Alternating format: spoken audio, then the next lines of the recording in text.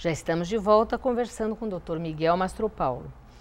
Miguel, é possível diagnosticar os problemas de coluna através do raio-x? O raio-x, Mônica, ele é fundamental para o diagnóstico, para o tratamento quiroprático. Então, por exemplo, essa imagem aí é uma imagem da coluna normal, tá?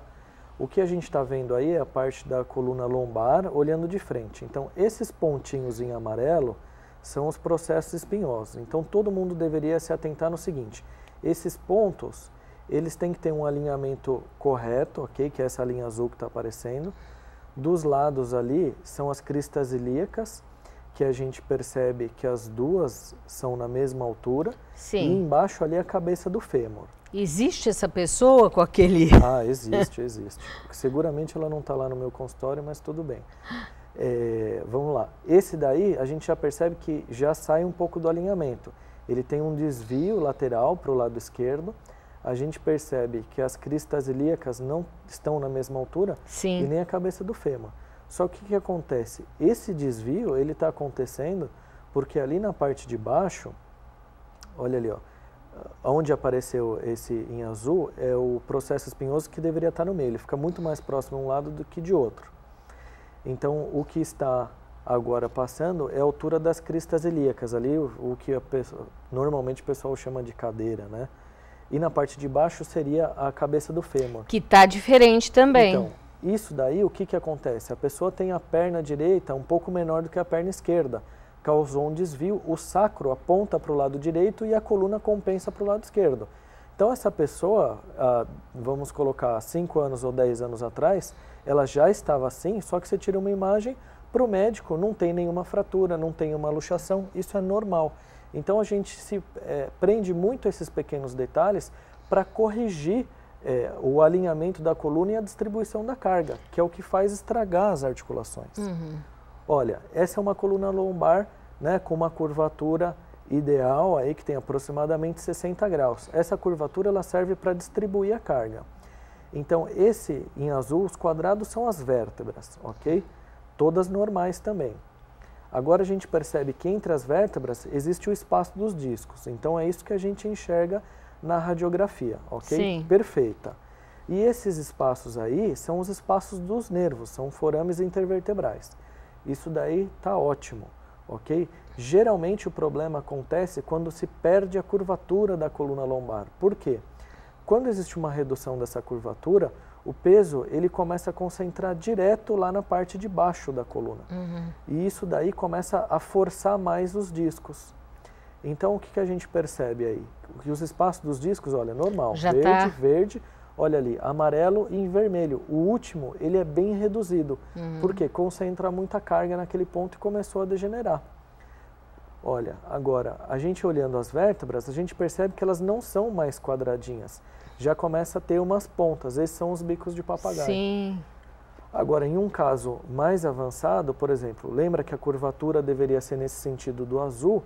Essa pessoa ela não tinha um alinhamento correto, perdeu muita força de abdômen e inverteu a curvatura lombar. Nossa. Justamente é onde tem a maior concentração de carga, é no ponto da inversão da curvatura. Então a gente percebe... Aquelas pessoas que ficam com a barriguinha para cima, para fora, assim, parece que fazem uma lordose? Então, isso não dá para perceber visualmente dessa maneira. Olha, vê como é bem vermelho e bem reduzido os espaços dos discos. E embaixo, onde a curvatura é relativamente mais próxima do normal, a gente percebe os discos verdes. Então, o que a gente fala assim? E ali tem também os biquinhos de papagaio. Pode passar. Então, esse ponto é o ponto onde, seguramente, o problema ele é muito mais avançado. Essa pessoa, então, teria o que a gente chama de uma compressão, muito provavelmente na raiz de L3 ali, que é entre a terceira e a quarta vértebra lombar. Sim. Então, entre L3 e L4, pode passar. Entre L3 e L4, Mônica, o nervo que sai dessa parte, ele vai para frente da coxa. Então, depende do segmento onde a pessoa tem um problema na coluna. Por exemplo, L3, L4, ela vai ter dor na frente da coxa, queimação, formigamento, adormecimento.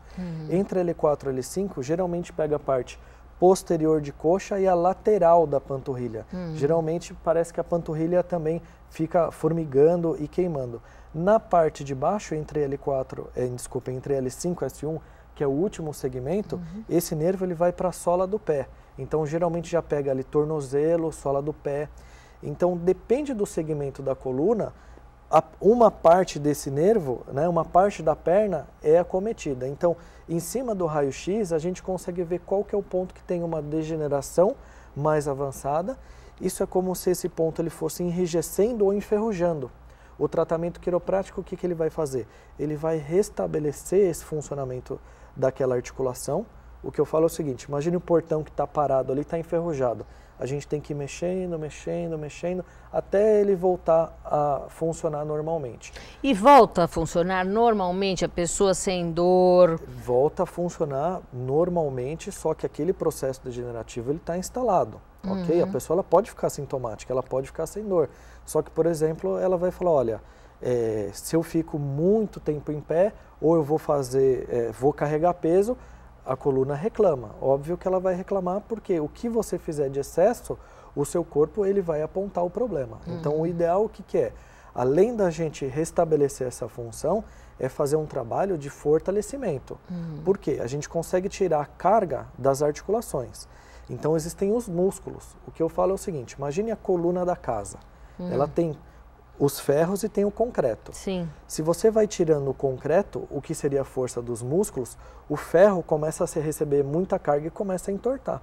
Então, à medida que a gente tira essa compressão, é interessante a pessoa ganhar um pouco de força na musculatura, é como se aumentasse o concreto. Aí a gente distribui um pouco a carga. Essa pessoa, depois de um tratamento quiroprático, ela pode ter uma vida normal, ela pode fazer atividade física, ela deve fazer atividade física, academia, caminhadas, coisas que enquanto tem um comprometimento neurológico, por exemplo, uma dor irradiada, a pessoa fala, mas eu não consigo andar. Você não consegue andar e você não deve andar e não deve alongar enquanto você tem um nervo pressionado. Porque o que você fizer a mais, o seu nervo vai reclamar. Então, primeiro cuida, melhora os sintomas e vai para a atividade física. Estamos no final do programa. Queria que você convidasse as pessoas para conhecerem lá a Quirovida, né? Olha, nós estamos na César Lacerda de Vergueiro, de 56, na Ponta da Praia, uma travessa do Canal 7, desde 2007 já ajudando as pessoas que têm problemas de coluna. Quem tem algum tipo de sintomas ou problema e quer tentar um outro tipo de tratamento, que eu falo que não adianta fazer as mesmas coisas e esperar um resultado diferente, estaremos lá para ajudar com o maior prazer. Muito obrigada. Eu que agradeço. Até o próximo. E você não deixe de entrar no www.monicadelimazevedo.psc.br, onde você vai encontrar artigos, inclusive do Dr. Miguel, sobre quiropraxia e vídeos, enfim, tem muita coisa legal para você. Até o próximo Arte de Viver. Tchau, tchau.